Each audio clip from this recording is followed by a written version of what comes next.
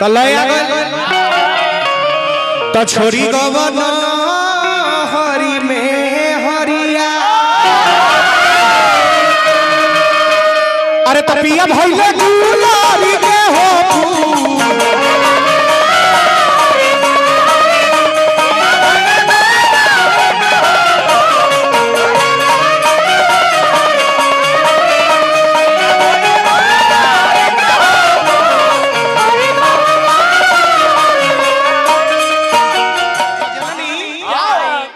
इहे हुड़का है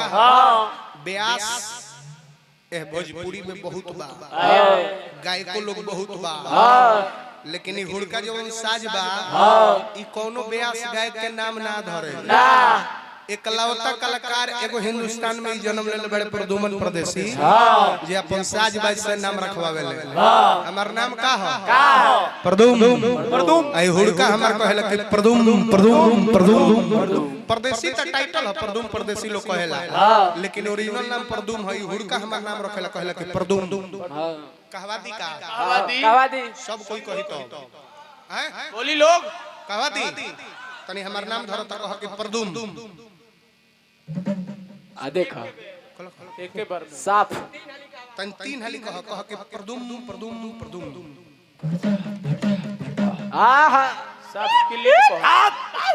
कहत है नु बरका बाबू कहतन प्रदुम आ उहे ई साज उ ब्यास बजई है त उनका के प्रदुम ना कहे उनका के कहि के पीछे घूम काहेला पीछे काहेला गलत ना हो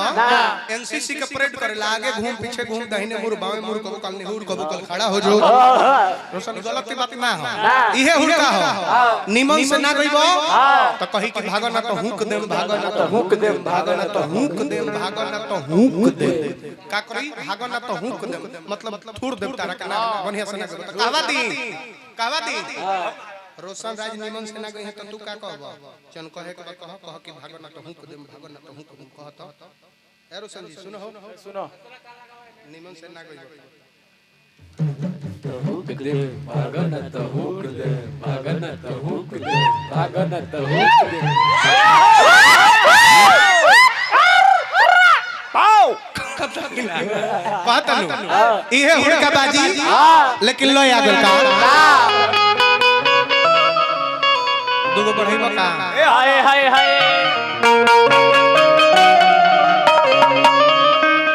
त लय आ गल त छोरी गवन हरि में हरिया अरे तपिया भइले गुलाबी के हो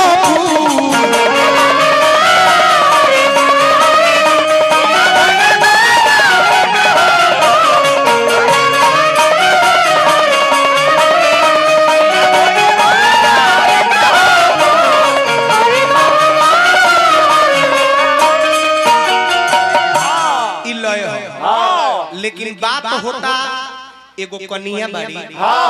अपना घरे मालिन के बोलौले बाड़ी आ कहले बाड़ी कि काल फुलवारी से जाके खूब बढ़िया फूल ले आ दी हमरा दुर्गा माई के पूजा करे जाए के बा मलिनिया सारा फूल लेके आइल बिया लेकिन मेन जवन दुर्गा माई पर अड़हुल के फूलवा चढ़ेला उहे फूलवा भुला गइल बिया कनिया बेचारी जब डलिया देखली त कहतरी कि ए मालिन ई का कइलू अरे त बेली चमेली लेके आइलू मालिन अड़हुल के फूल काहे गइलू तू